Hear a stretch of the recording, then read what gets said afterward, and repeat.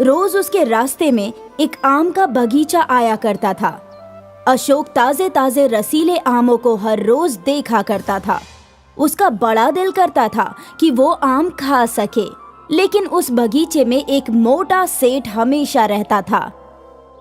अरे निकम्मो, तुम लोगों को काम करने की तनख्वाह देता हूँ, काम करो। उस सेठ की आवाज सुनकर अशोक खामोशी से अपने रास्ते चला जाया करता था। एक शाम की बात है, अशोक खेत से लौट ही रहा था तो उसका तवज्जो आम के बगीचे पर गया। क्या बात है, आज कोई आवाज नहीं आ रही है। लगता है आज सेठ कहीं बाहर गया होगा। अशोक बाग में झांकने लगा तो उसका तवज्जो एक आम पर गया जो बगीचे के बाड़ पर लटक रहा था। वाह, मालूम होता है वो आम दरख्त से गिरकर बाड़ पर लटका है। मैं निकाल लेता हूँ। अशोक बाड़ पर चढ़ने लगा और नीचे कूद गया। उसने आम निकाल लिया। अरे चोर, मेरे बागीचे से आम चुरा रहा है। वो सेठ चीखता हुआ उसके करीब आया। मैंने चोरी नहीं की जनाब। अच्छा, तो ये आम कहाँ से आया? नहीं सेठ जी, मैंने चोरी नहीं की। ये आम बाड़ पर लटक रहा था, मैंने तो बस इसे बाड़ से उठाया। ये आम है तो मेरे ही बाग का ना? तुमने बगैर इसके पैसे दिए इसे उठाया तो ये चोरी ही हुई ना?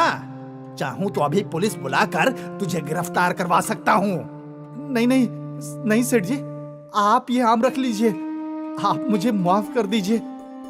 हाँ हाँ, दफा हो जाओ। आइंदा मेरे बागीचे के आसपास भी नजर नहीं आना।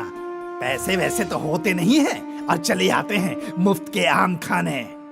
अशोक उस बगीचे से आगे बढ़ गया। वो अपने गांव के करीब पहुंचा तो उसकी नजर एक ज़ईफा खातून पर गई जो आम की टोकरी के पास खड़ी थी। अरे बेटा, जरा इस टोकरी को उठाने में मेरी मदद कर दो। अशोक ज़ईफा खातून के पास गया। अरे अम्मा, ये तो बहुत वजनी लग रहा है। क्या आप इतना वजन उठा पाएंगी?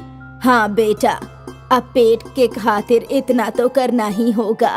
अम्मा, आज आपकी ये टोकरी मैं उठाऊंगा। आप चलिए। मेरी वजह से तुम क्यों तकलीफ उठाओगे बेटा?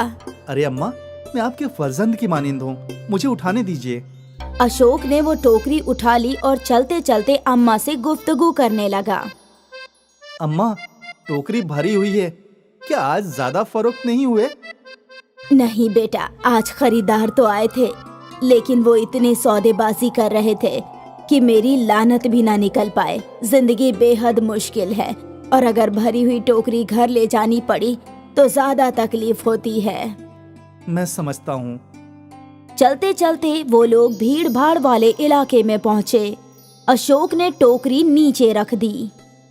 ताजे रसीले आम ले लो। आम, ताजे मीठे आम ले लो। अशोक की आवाज सुन कुछ खरीदारों का तवज्जो उसकी जानिब गया और उन्होंने अम्मा से आम खरीदे और उन्हें पैसे अदा किए। तकरीबन आधे आम फरोख्त हो गए और अम्मा के चेहरे पर खुशी आ गई। कुछ देर बाद अशोक ने टोकरी वापस सिर पर उठा ली और अम्मा के पीछे पीछे चलने लगा। अशोक ने वो टोकरी अम्मा के घर में रख दी। अम्मा, कल से मैं रोज आपकी मदद करने आऊंगा। अरे बेटा, मेरी वजह से तुम इतनी परेशानी मत उठाओ। अम्मा, आप मेरी वालिदा की तरह हो, आपकी मदद करना तो मेरा फर्ज है। उस ज़ईफा खातून की आंखों में अश्क आ गए। एक तुम हो जो बगैर किसी रिश्ते के मेरी मदद कर रहे हो और एक मेरा बेटा है जो अपनी ज़ईफा अम्मा को बोझ समझकर अपना रिश्ता तोड़ चुका है। अम्मा, आज से आप मुझे ही अपना फर्जंद समझिए, मैं हूँ ना। ठीक है बेटा। अशोक अपने घर जाने के लिए निकल ही रहा था कि अम्मा ने उसे रोका। अरे बेटा, अम्मा ने उसके हाथ में 2 आम रख दिए। आज काफी मेहनत की है तुमने, आराम से खा लेना। इन आमों को खाकर मैं इसकी गुठली से दरख्त उगाऊंगा। ठीक है, जैसी तुम्हारी मर्जी। अशोक आम लेकर अपने घर की जानिब निकल गया। अशोक ने बड़े मजे से वो आम खाए। कभी ना कभी मैं अपने खुद के दरख्त के आम खाऊंगा। फिर अशोक ने वो गुठली अपने घर के पीछे आंगन में बो दिए। अगली सुबह अशोक उठा और जैसे ही वो अपने घर के पीछे गया तो वहाँ आम का एक बड़ा सा पेड़ देखकर वो हैरान हो गया। अरे बाप रे, कल ही तो मैंने आम की गुठली बोई थी, एक ही रात में दरख्त कहाँ से आ गया? अशोक पेड़ के पास गया और उसने कुछ आम तोड़ लिए। जैसे ही वो आम तोड़ता उसकी जगह पर दूसरा आम आ जाता। देखते ही देखते अशोक की टोकरी भर गई। इस आम के दरख्त में जरूर कोई जादू है, मुझे अम्मा से मालूम करना होगा। अशोक अम्मा के घर गया। अम्मा, कल मैंने जमीन में आम की एक गुठली बोई, आज वहाँ बड़ा सा दरख्त उग गया है। एक ही रात में पेड़, ऐसा कैसे मुमकिन है? मैं भी हैरान हूँ, आप चलिए मेरे साथ। अशोक ने अम्मा को वो पेड़ दिखाया। अरे बाप रे, ये तो जादुई है। इस दरख्त में और भी जादू है। क्या? आप इसका फल तोड़कर देखिए। अम्मा ने पास पड़ी लकड़ी की मदद से एक आम तोड़ा और तुरंत उसकी जगह पर दूसरा आम आ गया। हे भगवान, बेटा ये तुम्हारी नेकी का फल है। ऊपर वाले ने तुम्हें ये जादुई आम का पेड़ अता फरमाया है। तुम्हारी सारी परेशानियों का हल है ये। अम्मा, मेरी नहीं, हमारी, आपकी वजह से मुझे ये दरख्त हासिल हुआ है। क्या आप हमेशा मेरे साथ रहेंगी, मेरी अम्मा बनकर? हाँ, हाँ। अशोक को अम्मा मिल गई और अम्मा को बेटा। वो लोग सस्ते दाम में बेहतरीन और रसीले आम फरोख्त कर रहे थे। इसलिए फिर अम्मा और अशोक ने बाजार में आम की एक बड़ी दुकान लगाई। वो लोग सस्ते दाम में बेहतरीन और रसीले आम फरोख्त कर रहे थे, इसीलिए उनकी अच्छी खासी कमाई हो रही थी। वहाँ दूसरी जानिब सेठ के बगीचे के आम कोई खरीद ही नहीं रहा था।